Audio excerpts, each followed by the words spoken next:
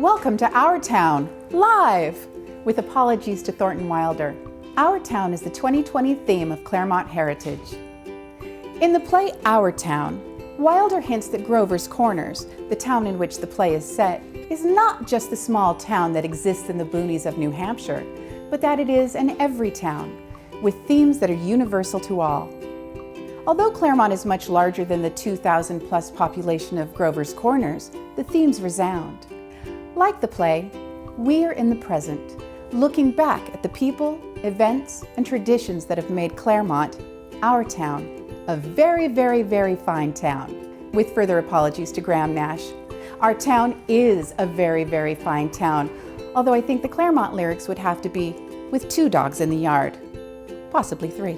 Before we get started, we want to thank our presenting sponsors, Andy and Blenda Wright, longtime Claremont residents and owners of the historic Darling House, the only house in Claremont designed by the renowned architects Charles and Henry Green. And now, Our Town, Then and Now, a film by the Claremont Courier.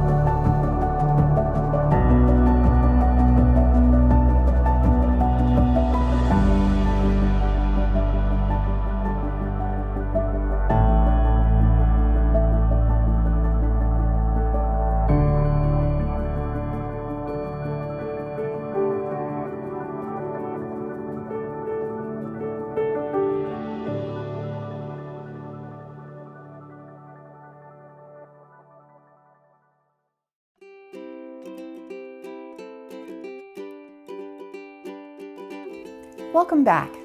Each year, Claremont Heritage recognizes individuals and organizations whose work demonstrates outstanding contributions to the cultural heritage of the city of Claremont and beyond. Claremont's history is not only embodied in its built environment, but also in the individuals, groups, and organizations who have contributed to art, music, literature, religion, philosophy, architecture, transportation, science, technology, and business. In a greater sense, the work of the recipient contributes to what makes Claremont, Claremont. And what this individual, group, or organization has done to enhance that unique community feeling that is difficult to define, but that every resident recognizes, a sense of place and belonging. It's now my pleasure to introduce John Nyber, President, Board of Directors, Claremont Heritage. This year, the Cultural Heritage Award is presented to the Claremont Courier. For over 100 years, the Courier has been the City of Claremont's newspaper of record. The Courier has chronicled life, politics, and culture in the city and epitomizes all that is good about small-town newspapers. It is often cited by other news outlets that cover the city. In 2018, the year the Courier celebrated its centennial, it was named the top community newspaper in California by the California News Publishers Association. The Courier is an important thread in the cultural fabric that binds us and brings us as citizens together. Today, during the COVID-19 pandemic, the Courier continues to keep us informed about the crisis and reports on its effects on life throughout the city. The Courier continues its mission to be the city's newspaper of record. Please enjoy this short video about the Courier.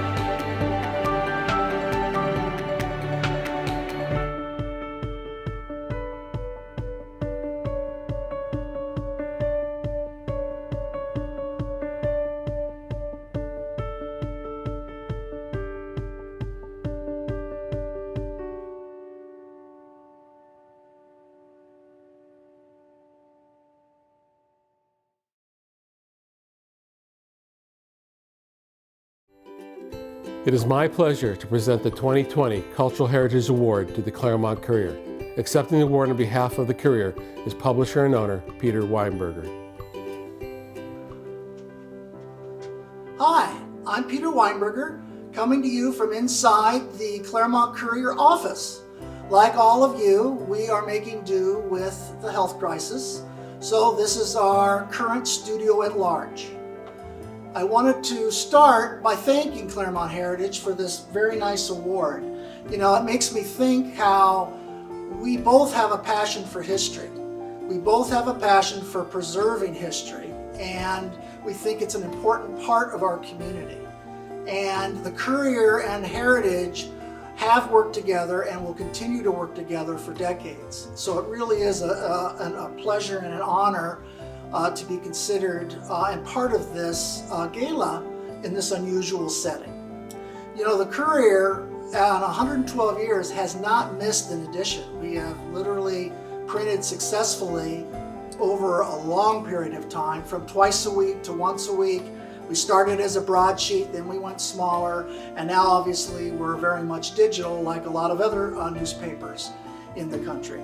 Our future, you know, does remain bright, and even though the newspaper industry has issues, we're in the middle of a health crisis, the Courier is going to remain strong. It may have some hurdles to face, but like any business, we're going to make it through it. And the key thing, I think, for us is the fact that we go digital, that we give people more opportunities to use us in different ways. But the one thing I think is most important is that we remain an objective source for people to get information. That is, I think, the most critical thing a community newspaper or a community digital media company, whatever you want to call it, has to do. We got to be objective so that you know what you're reading is accurate. And so we will work towards that. That is our passion. And we will continue to strive to be as objective as possible as we cover all the different things that go on in Claremont year after year. Again, thanks again to Heritage, and hey, have a great year. This year, Claremont Heritage launched the Treasury of Claremont Music, an online resource that showcases local musicians and artists through photos, biographies, and music. The website will be continuously updated with new additions, while also featuring content on Claremont's musical history. And to promote musical events to further establish and celebrate the Treasury, one of the artists featured in the Treasury is Claremont resident Norma Tanega, who we lost this past year. Norma was a folk and pop singer, songwriter, painter, and experimental musician. She wrote songs for Dusty Springfield and other prominent musicians. Here to perform her 1966 hit single, Walkin' My Cat Named Dog, is Treasury of Claremont Music honoree, Jen Rosen.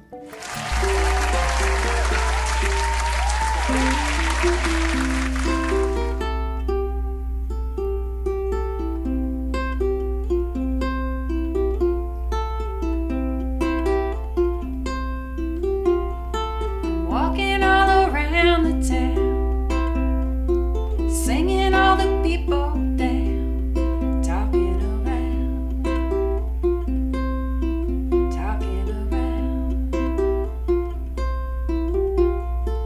Me and my cat named Dog are walking high against the fog, singing the sun, singing the sun. Happy, sad, and crazy wonder, choking up my mind with perpetual dreaming.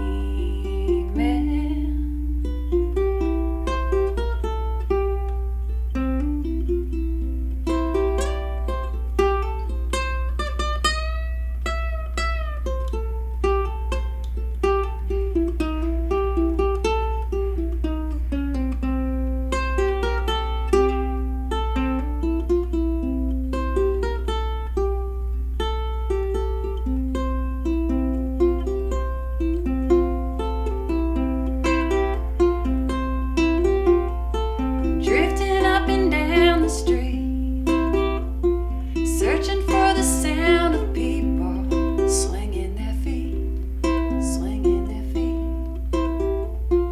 Dog is a good old cat. People, what you think of that? That's where I'm at, that's where I'm at. Happy, sad, and crazy wonder, choking up my mind with perpetual dreaming.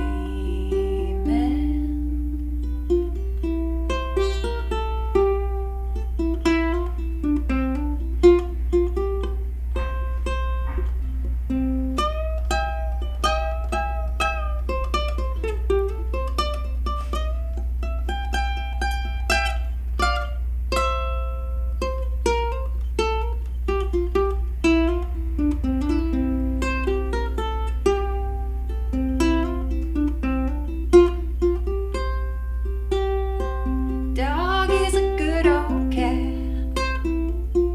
People, what you think of that? That's where I'm at, that's where I'm at, that's where I'm at.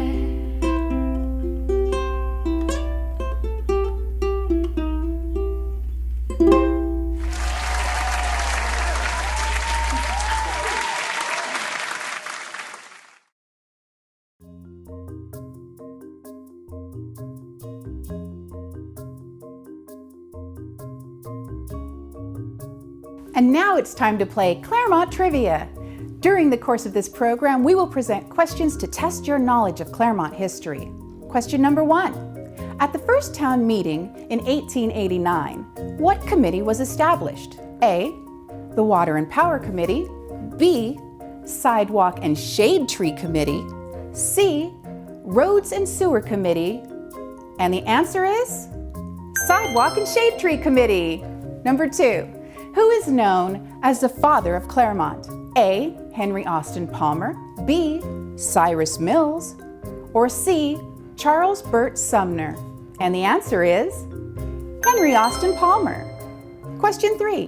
Where did Henry Austin Palmer live prior to coming to Claremont? A. Claremont, New Hampshire, B. Cambridge, Massachusetts, or C. the Claremont area of Berkeley?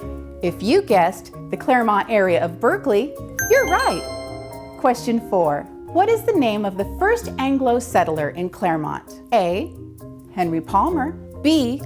Cyrus Mills, or C. William Tooch Martin? And the answer is William Tooch Martin. Question 5.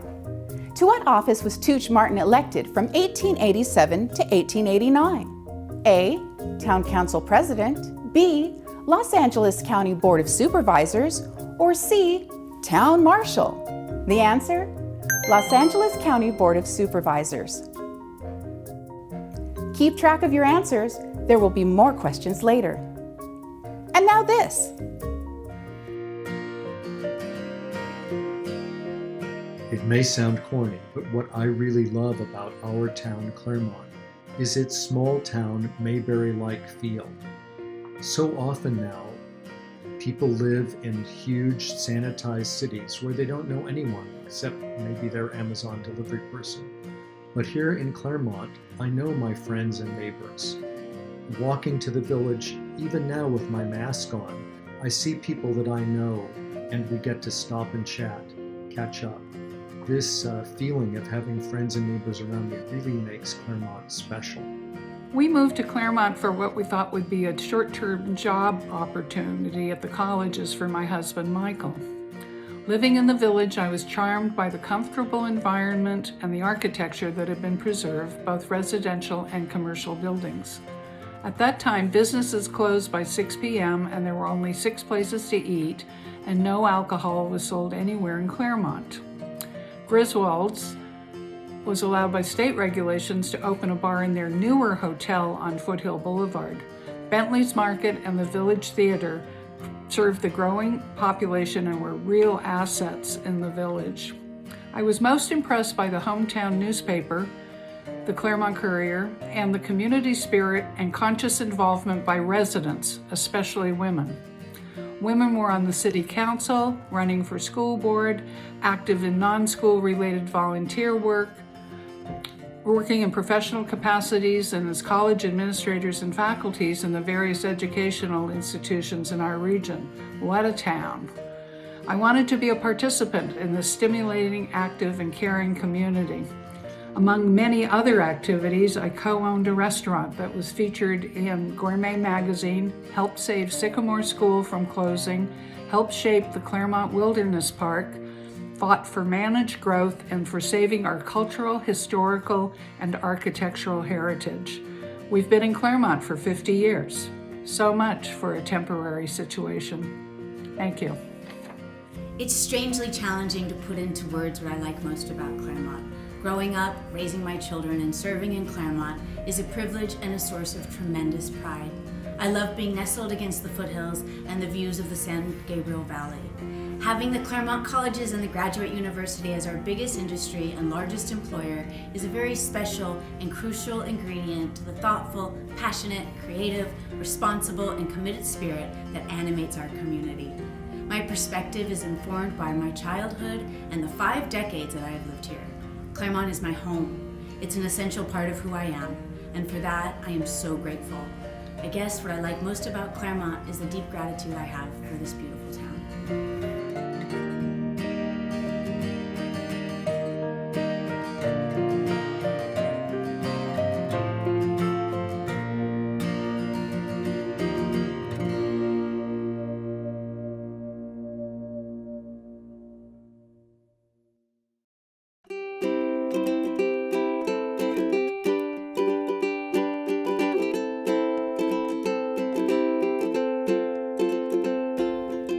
Welcome back. Treasury of Claremont Music also features a local musician whom we lost this year, Chris Darrow. Proficient on guitar, bass, fiddle, violin, banjo, dobro, lap steel, and mandolin, Darrow never actively sought employment as a musician, but the work always managed to find him. His early career was spent playing in a bluegrass combo, the Dry City Scat Band with David Lindley, and fronting the rock and roll group The Flogs. Together with David Lindley, Darrow would go on to found revered psychedelic outfit Kaleidoscope, hailed by Jimmy Page as his favorite band of all time. A stint with the Nitty Gritty Dirt Band led to the formation of the Corvettes, which later resulted in long-term touring relationships with Linda Ronstadt and Jon Stewart. He contributed to pivotal session gigs with Leonard Cohen, James Taylor, and Hoyt Axton, while crossing paths with Sly Stone, Sonny and Cher, Graham Parsons, Gene Vincent, Jim Morrison, Frank Zappa, and even Walt Disney and Hugh Hefner. Later, Chris embarked on a solo career. Here to perform Chris's song Whipping Boy is his niece Lauren Jones, her husband Silas, and Alan Waddington.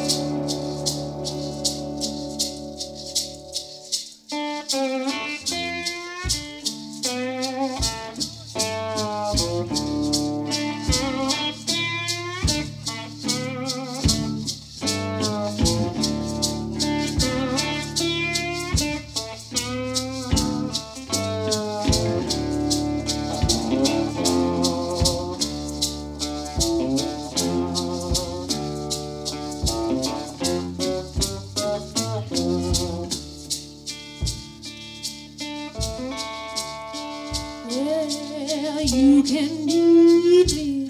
Well, I want you to. And you can feed me. Well, I like that too. But don't you leave me. I won't follow you. Listen here. I won't feel. I don't want to be your whipping boy. Listen here. I won't feel. I don't want to be your whipping boy. Listen here. I won't feel. I don't want to be your whipping boy.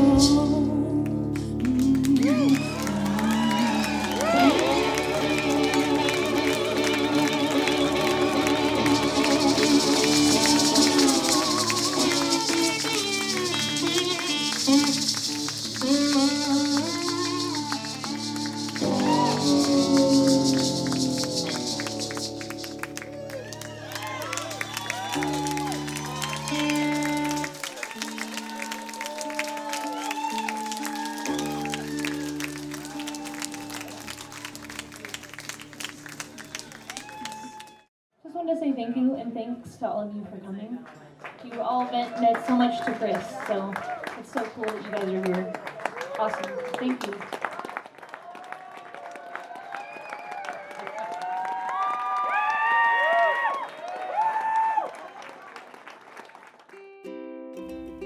Welcome back. Each year, Claremont Heritage celebrates the best of preservation by recognizing individuals and organizations whose contributions demonstrate excellence in historic preservation in the city of Claremont. With the Best Garner Historic Preservation Award. Claremont's history is embodied in buildings, structures, sites, and objects that provide a tangible link to the people, events, and patterns that have shaped Claremont's growth and development. The award recognizes the efforts of individuals, nonprofit organizations, public agencies, projects, and corporations whose skill and determination have given new meaning to the community through preservation. These efforts include citizen attempts to save and maintain important landmarks, as well as architects, craftspeople, and developers whose exemplary work restores the richness of the past. The vision of elected and appointed officials who support preservation projects and legislation in the community is recognized, as are educators and journalists who help citizens understand the value of preservation and the sense of place communicated in their work. All demonstrate commitment, leadership, and achievement worthy of recognition. It is my pleasure to once again introduce John Nyber, President, Board of Directors, Claremont Heritage. This year, the Best Garner Historic Preservation Award is presented to John Dominguez. For over 40 years, John has plied his craft in Claremont and surrounding communities as the expert in historic flooring. John's knowledge of his craft is unequaled in the trade, and his craftsmanship is second to none. If there is a historic floor in Claremont, John has restored and refinished it. John goes to great lengths to ensure that any historic flooring that can be saved is saved. On a personal note, he restored the historic floors in my 1908 Craftsman. First, he had to identify the wood because it was not what all past owners thought it to be. He traveled out of county to consult with an expert and obtained old growth wood to match the original American beech. In order to obtain just the right finish, he again traveled out of county to obtain that as well. And in between, he regaled us with stories from throughout his career. Please enjoy this short video about John Dominguez.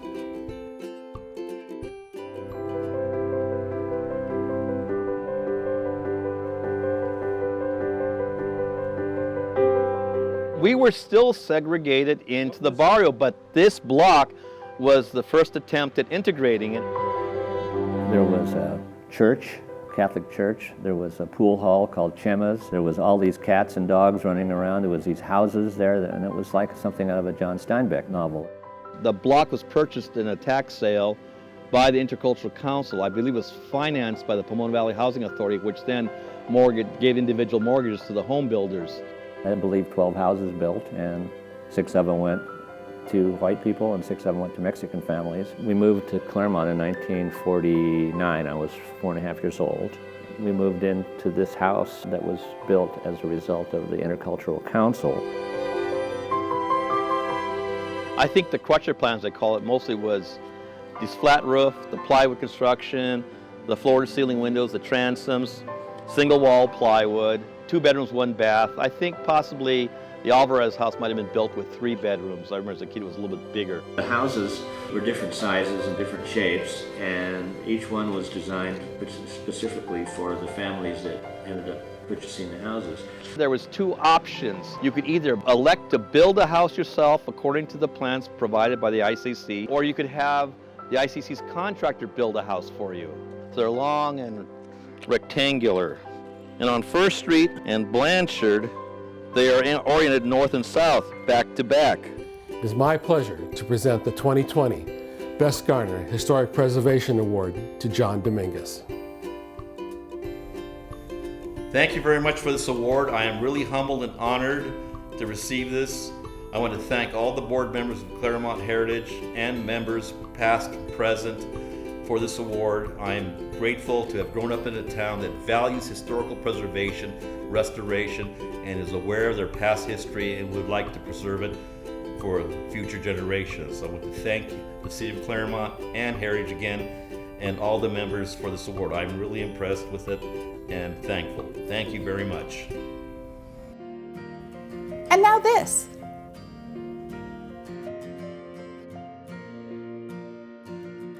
Hi, I'm State Senator Anthony Portantino up in Sacramento saying hello to Claremont Heritage. I'm going to be tuning in on Zoom to the event, but I wanted to send a special congratulations to the honorees, John Dominguez and Claremont Courier.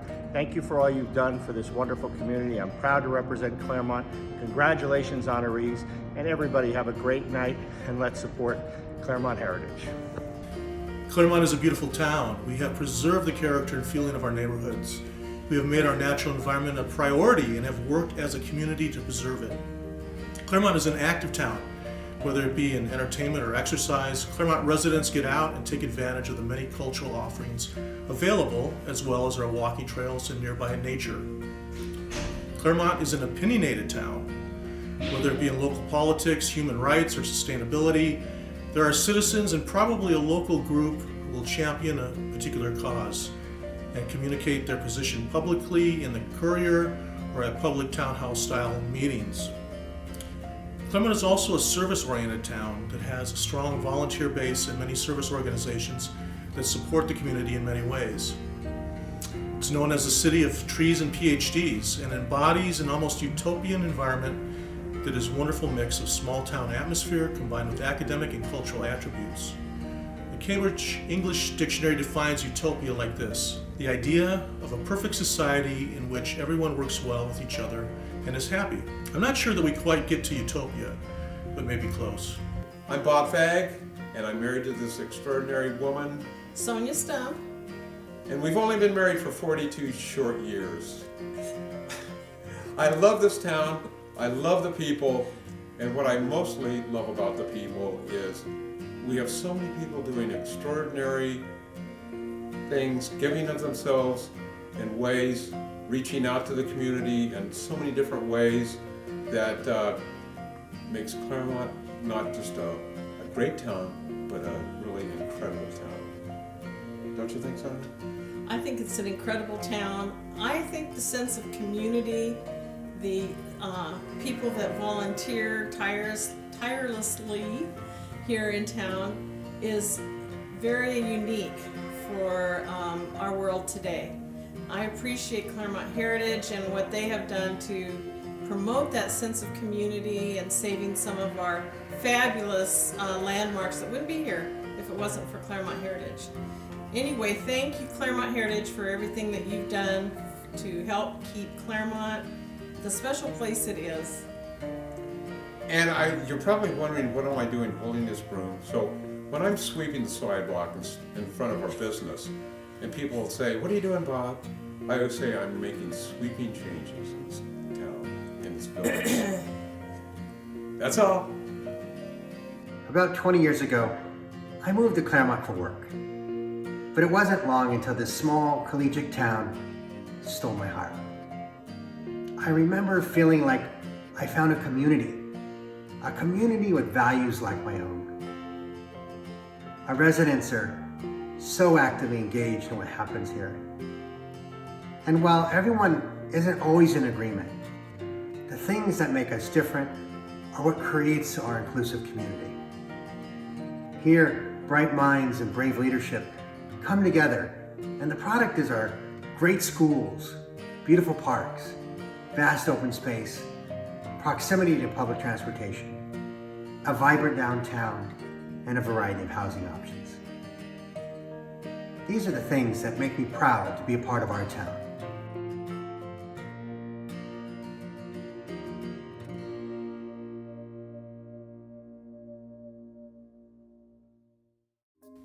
And now it's time once again to play Claremont Trivia. Question number 6. What is known as the spinal cord of Claremont? A. College Avenue, B. Indian Hill Boulevard, or C. Dartmouth Avenue? The answer is Indian Hill Boulevard. Question 7. At which restaurant in the village can you dine in the courtyard of or inside of one of Claremont's remaining bungalow courts? A. Walter's Restaurant, B. The Press Restaurant, or C. Uno Treotto? The answer is Walter's. Question 8.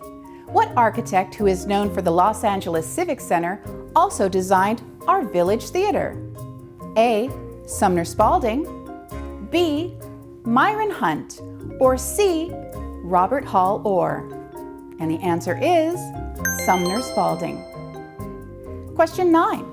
Which neighborhood's name is translated as window to the sky? A. Villa Zarita, B. Claraboya, or C. Arbol Verde? The answer is Claraboya. Question 10. What does Harvey Mudd College and the Claremont School of Theology have in common with Rockefeller Center and the Museum of Modern Art in New York, as well as the Kennedy Center in Washington, D.C.? A. It was designed by architect A. Quincy Jones. B. Designed by the architect Edward Durrell Stone. Or C. Was it designed by the architect Frank Lloyd Wright? And the answer is Edward Durrell Stone. Be sure to keep track of your answers.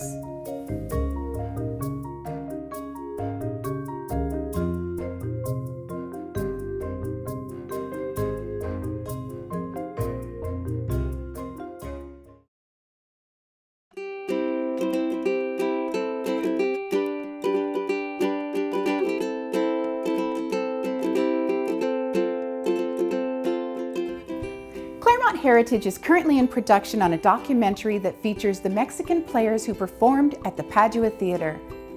Your support of this endeavor is appreciated. My name is David Shear. I'm the Executive Director of Claremont Heritage, and I have the pleasure of introducing you to an exciting project called Mexican Serenade Revisited. It's about the Padua Hills Theater and the Mexican players who performed up in the foothills above Claremont, California for over 40 years, from the 1930s through the 1970s. Please join us in this exciting project to bring these stories to fruition. This is important history that must be told. Please enjoy the trailer, We look forward to working with you on this project and for you to partner with us in this important endeavor. Thank you.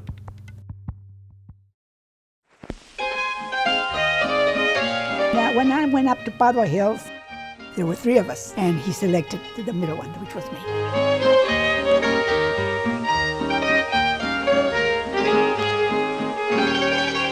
Mrs. Garner, she's the one that built up the plays and whatnot at that time.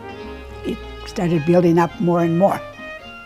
So where it got to be Padua Hills Theater of Claremont, that's when I started working there.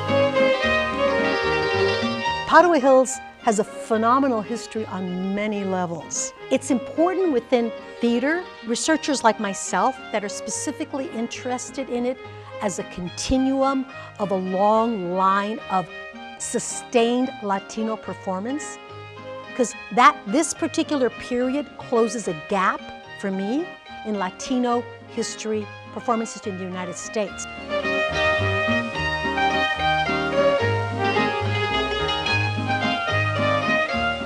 The Gardners wanted was that throughout the year that we expose and educate the public about the different cultures, dances, ways of living of Mexico to the audience.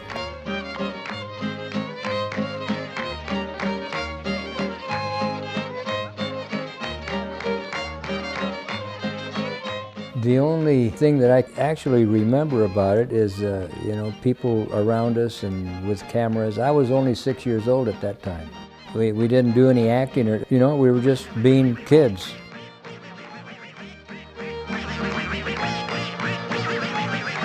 Here's a picture of myself in Los Tres Caballeros. I did a picture with my cousin. My cousin's right here.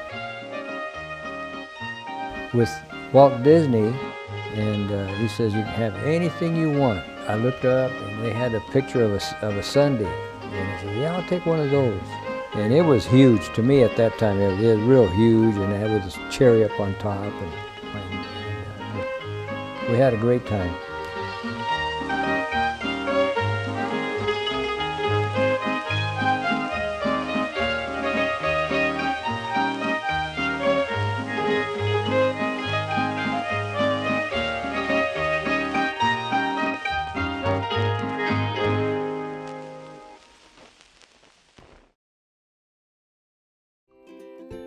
The Treasury of Claremont Music launched in February, and one of the artists featured in the Treasury is Claremont resident Claudia Lanier. Claudia is arguably one of the greatest backup singers in modern popular music, appearing on albums with many rock and roll legends and receiving numerous credits to her name over her lengthy career. More recently, Claudia was featured in 2013's Academy Award-winning documentary film 20 Feet from Stardom. Please meet Claudia Lanier.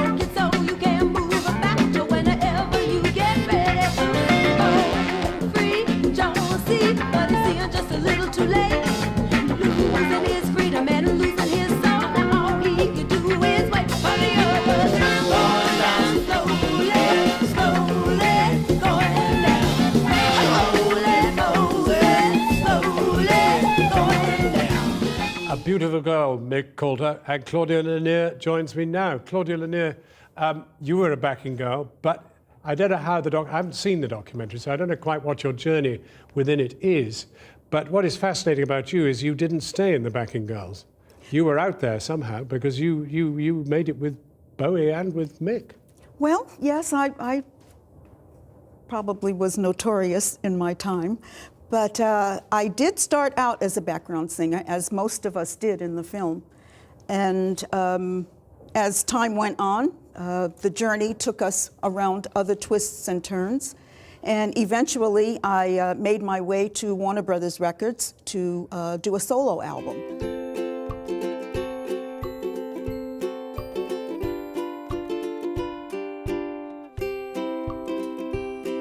And now for the final Claremont trivia. Question 11. What was the name of the building constructed in 1906 that served as the center of town and gown, that also spurred the preservation movement in Claremont when it was demolished in 1968? Was it A, the Hotel Claremont, B, the Claremont Inn, or C, the Blaisdell Hotel? And the answer is the Claremont Inn. Question 12. What is the name of the person who donated the land for the Claremont Missionary Home, now Pilgrim Place, and the 6 lots that became the library, post office, and city hall? Is it A, Frank Brackett, B, Helen Renwick, or C, Bess Garner? And the answer is Helen Renwick. 13. Built in 1924, what was the name of the business that occupied the building where the Village Grill is located? A, the Claremont Courier, B, Powell's Hardware, or C, the Anson Thomas Ford Lincoln Agency? And the answer is the Anson Thomas Ford Lincoln Agency. Question 14. Where is the location of the tree that served as the basis for the design of the city logo? A, is it at the southeast corner of Indian Hill and Harrison? B, at the southwest corner of Foothill and Mountain? Or C, at the northeast corner of College and 6th? If you guessed the southwest corner of Foothill and Mountain, you're right. Question 15. What kind of tree is it? A, an avocado, B, a coast live oak, or C, a sycamore? And the answer is avocado. Your score. If the number you got correct is between 1 and 5, you're still working on your first 20 years in Claremont, huh? If you got between 6 and 10, respectable, but obviously not born here. If you got between 11 and 15, you've been here all your life, have you? Claremont Heritage has compiled a number of movies and television shows that were filmed in Claremont. Dating back to the silent movie days, Claremont was a desirable location to shoot due to its feeling of a small college town that could be found in New England or the Midwest. Claremont's founders intentionally wanted this kind of feeling and character and planted shade trees and built homes that were representative of a broad spectrum of American vernacular architecture: Victorian, Queen Anne, American Foursquare, Craftsman, Mediterranean Revival, and everything in between. The college architecture was also reminiscent of the stately Ivy League campuses that existed at universities like Cambridge or Oxford. The downtown Village area felt familiar as any town USA, and the tree-lined residential streets were ready-made sets for a movie or television series. And they were. Here is a compilation of movies and television shot in Claremont. Enjoy!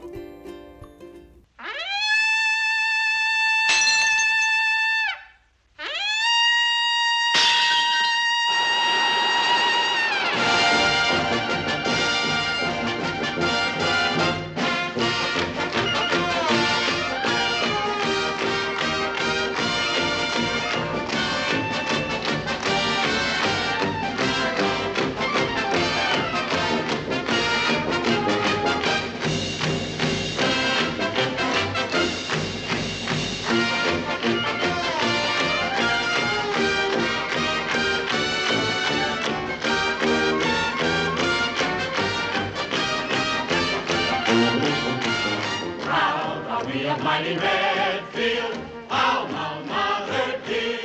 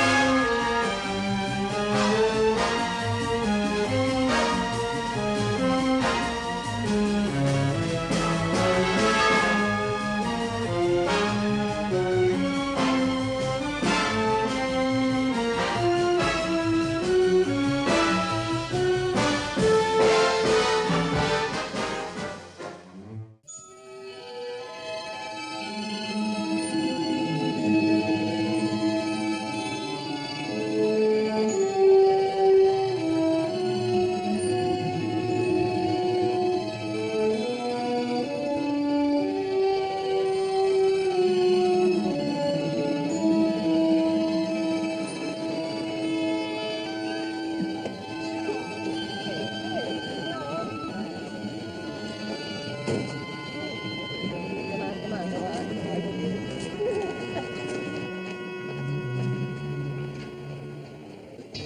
you doing, baby?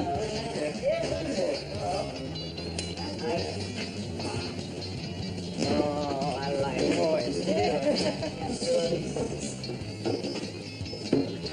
she is. Good. Hey, come on.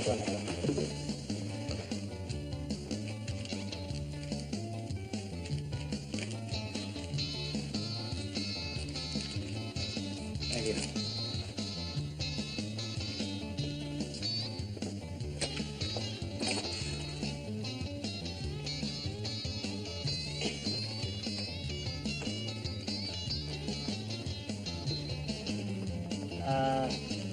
Come on, let's go. We'll be back later, huh?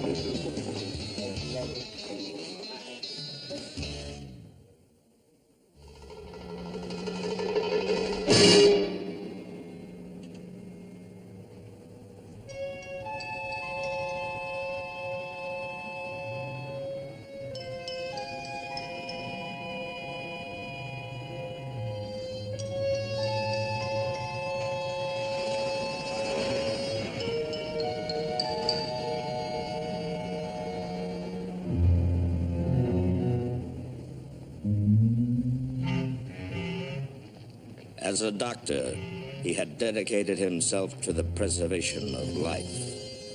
Now a fugitive, the life he must preserve is his own. Richard Kemble's safety depends on knowing where the enemy is and who. Come on, I'll give you a lift. I'm parked around the corner. Oh, don't bother, I can walk. You paid for the lunch, you win yourself a chauffeur. Okay.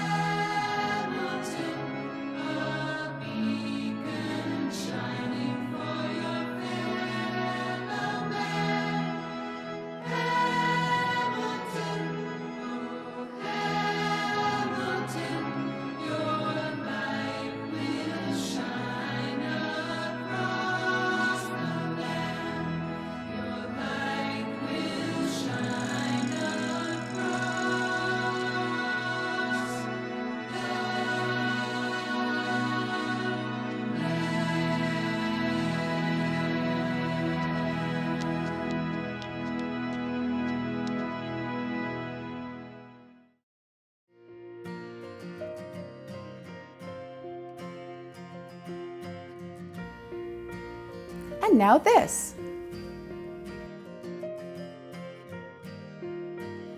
I'm Councilmember Corey Kalaikai.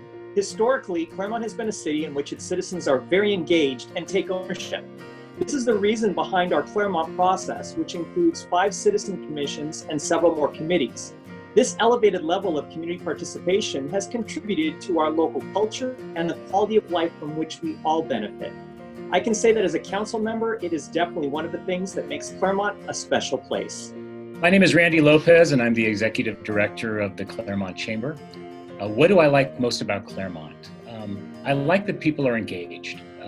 This wonderful place, Claremont, has had a history of people being engaged. It was founded with a committee meeting, and that kind of engagement has been something that has carried through generations. People are involved in nonprofits. People plant trees. People are involved in the arts.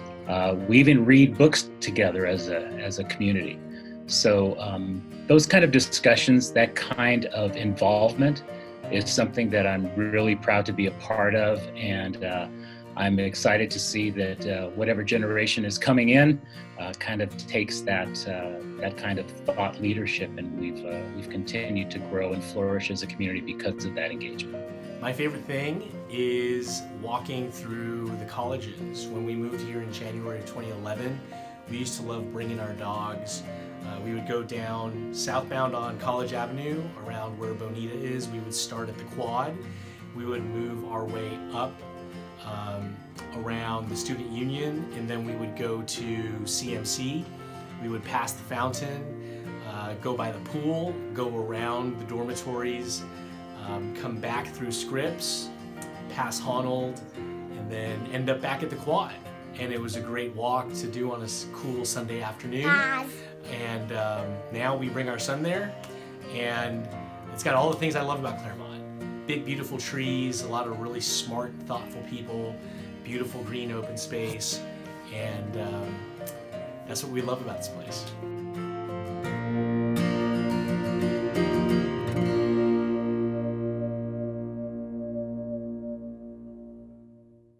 What we're all living through currently is unlike anything most of us have ever experienced. Each of us, our family members and our friends, have our own particular challenges and obstacles to face. What we do know is this will end, and although it may take time, and what we return to may not be exactly as it was before, we will get through this, and we will come out stronger than before. That's what we've always done as citizens of this great city, this great state, and this great nation. But we will remember what we learned during this time of safer at home, and we will always remember the truisms that we learned. Here are a few quarantine truisms.